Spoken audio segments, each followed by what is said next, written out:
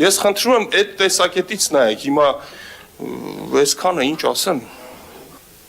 Այլ ելույթներ խմբակցությունների անունից։ Համեցեք, պարոն Սարգսյան։ Համեցեք, պարոն։ Շնորհակալություն։ Նախ պարոն Փամբուխչյան, որպես զեկուցող եմ ձեզ ասում, երբ որ ընդդիմադիրը խոսում է, պարբերաբար ժամը ֆիքսում ընդհատում եք, բայց չեմ չարախնդում կամ չգիտեմ ասում, որ իրանց մի հնարություն տվեք ձեր կուսակիցներին, բայց եթե կա սարը բոլորին պիտի հավասար լինի, էլի, այսինքն բոլորն իրանց միտքը թող ավարտեն։ Բյուջեի հետ կապված անդրադարձը, որը որ ես ուզում եմ կատարեմ, նաև այն մտքին, որ մեր եւ մեր քաղաքացիների արանքը մի մտեք, ես կուզենայի, որ դուք իմանայիք եւ Տիգրան Ավինյանը, որ ձեր եւ քաղաքացիների միջև այսուհետ մեծ անջրպետ է։ Դուք այնքան եք հեռացել քաղաքացիներից, այնքան որ նույնիսկ մեկը մյուսին չեք տեսնում։ Ես մեղավոր չեմ, որ ամբողջ քարոզարշավի ժամանակ քաղաքացիներին մոլորեցրել եք, որ Տորքանգեղում այգի եք կառուցում, բայց փոխարենը էլիտար թաղամաս է կառուցում ու հողազավթումներ է գնում։ Եկեք գնանք միասին նայենք ցույց տամ։ Իհարկե կխուսափեք դուք այդ ամեն ինչից։ Հիմա որ խոսում եմ այգիների մասին, որ խոսք եք տվել, նամակ եմ գրում, մեկը մի բան է պատասխանում, մյուսը ուրիշ բան է պատասխանում։ Դա նորմալ չի օրինակի համար հասկանում եք, երբ որ խոսում բացատրում եմ, թե ոնց պիտի անենք, որ բյուջեն ավել փող գա, հետո ճիշտ ծախսեն, չեք ընդունում։ Երբ որ խոսում են Երևան ավտոբուսից, նամակ եմ գրում, ասում Երևան ավտոբուսի ծախսերը բացեք, մեկը պարզվում է, ման ավտոբուսի վարորդի շոֆերը 700,000 դրամ աշխատավարձ է ստանում։ Էդի Տիգրան Ավինյանին գրել եմ, ինքն էլ պատասխանել է։ Պատասխանում է, որ 1600 վարորդ կա, իսկ այդ փողը տվել է հերոս Հարկատուն։ Այդ ամեն ինչը ես հասկացել եմ, որ ստեղ հարց լուծող ոչ մեկը չկա, ես իմ շփման հարթակը փոխել եմ։ Գիտեմ ոնց եմ շփվում, ում հետ եմ շփվում, ում հարցերն ուղում։ Բայց դա նորմալ չի, հասկանում եք, երբ որ ասում եք հպարտանում ասում եք նոր ավտոբուսներ ենք բերում, ամսական 320 միլիոն դրամ նոր ավտոբուսներին զապչաստ եք առնում։ Այդ նորմալ եղավ։ $800,000, տարին $10 միլիոն նոր ավտոբուսներին զապչաստ եք առնում։ Այդ պատասխանել է Տիգրան Ավինյանը։ Ընդունենք այդ ժամավճար այնտեղ արտահերթ կամ ոնց է կոչվում այդ ավտոբուսի վարորդները ավել են մնում 700 արտաժամյան 700,000-ից թողիշնի 600,000, դա էլ առանձին կետ եք գրել։ Կյանքների մեջ մանի ավտոբուսը այդպես աշխատավարձ տեսել է։ Նույն նամակի մեջ միտեղ գրում եք 1600 վարորդը փող եք դուրս գրում, նույն նամակի հաջորդ տողում գրում եք 1264։ 320 ավտոբուսի շոֆերի փողնում գերբանը գնաց։ Հիմա իմ փոխարեն, եթե լիներ օրինակի համար ինձ հակառակ դիրքերով ասեմ, էլի, Տիգրան Ավինյանը լիներ ավականի, իր լեքսիկոնի մեջ կասեր սառույցը դրեք գլխներիդ հանգստացեք։ Բայց ժողովուրդ նորմալ է, ես հարց եմ տալիս, էլի։ Դուք եք գրել, Տիգրան Ավինյանը պատասխանել է, որ 1600 վարորդ, նույն նամակի մյուս կետում 1264 է։ Մի նամակի մեջ ինձ հետաքրքիր չի Պողոսն է պատասխանել, թե Պետրոսը իմ նամակի հաստատել Տիգրան Ավինյանն ա եղել։ Հետրանից հետո ասում եք, բյուջեն արդյունավետ ենք ծախսել։ Էլի իմ փոխարեն եթե լինեիք դուք շատ կոպիտ վիրավորական կխոսայիք։ Իմ դաստիարակությունը կրթությունը թույլ չի տալիս, իշնել որ այդ ոչի մեջ պատասխանեմ, այդ ոչի մեջ ասեմ։ Ու հատիկ առ ոլորտները, իմ պապական տան հայաթում գնում եմ փողեք դուրս գնում չկա, հաղթանակի զբոսայգին 2, Դավթաշյանի այգին 3, Վերածննդի այգին 4, հատիկ տարբեր ժամանակատվացներում նկար, ու նեղվում եք։ Մի նեղվեք ժողովուրդ, այլ իրականության հետ առերեսվեք։ Եկեք հետս գնանք քաղաքացիների հետ շփվենք կամ փողոց դուրս գանք։ Տեսեք իմ նկատմամբ վերաբերմունքը ոնց է, ձեր նկատմամբ ոնց է։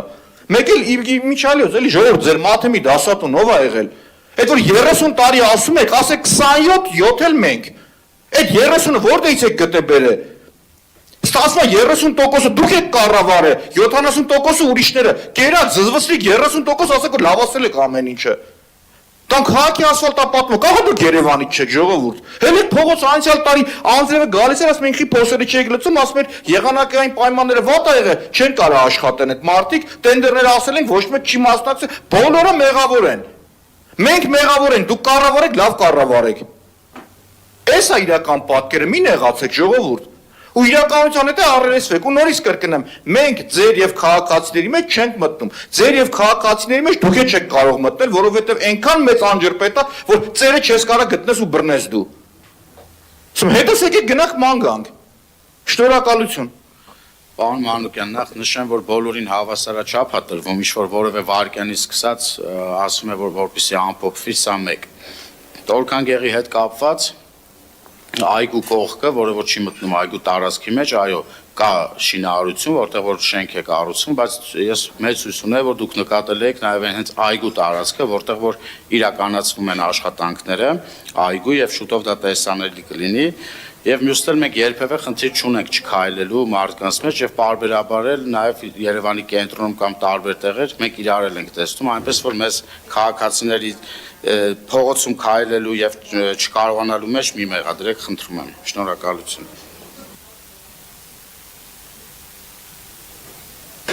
Շնորհակալություն, հա, խնդրեմ, հեսա խոսքը փոխանցեմ Տիկին Վարդանյանին, Տիկին Փոստանջան, ես դեղերի կարիք դեռ չունեմ, չնայած որ այսպես որ շարունակվի, վստահաբար կարող է նաև դրա կարիքն էլ ունենամ, բայց անկեղծ ասած միակ կարիքը որ չունեմ, դա տենց զառանցանքներ լսելն է։ Խնդրեմ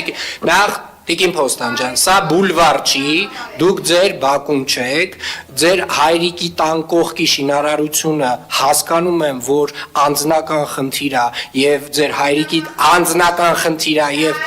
Տիկին Փոստանջան, սա ասում եմ, բուլվար չի, մի ստիպեք ինձ ձեզ հեռացնել ես դահլիճից։ Մի ստիպեք ինձ Տիկին Փոստանջան, մի բան, ոչ, ասեցի, այս առացակը լսելու կարիքը չունեմ ընդամենը։ Ոչ, դեռևս ոչ, ամենայն դեպս։ Խնդրեմ Տիկին Վարդանյան։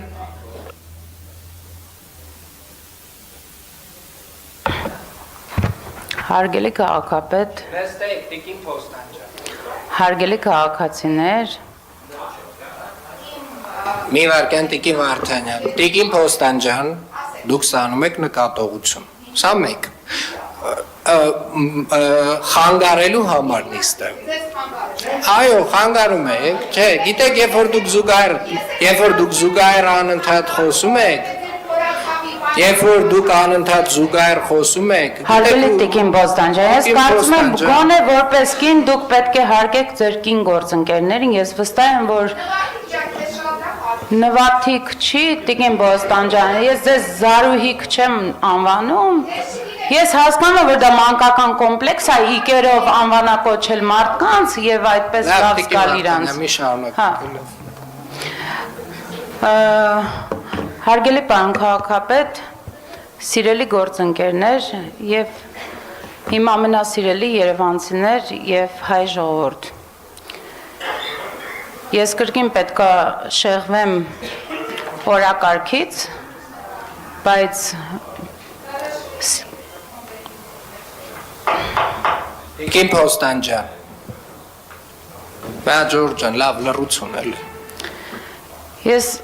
այսօր ուզում եմ բոլորիս հիշեցնել, ցավով պետք է նշեմ, որ բոլոր պատմաբանները, հայ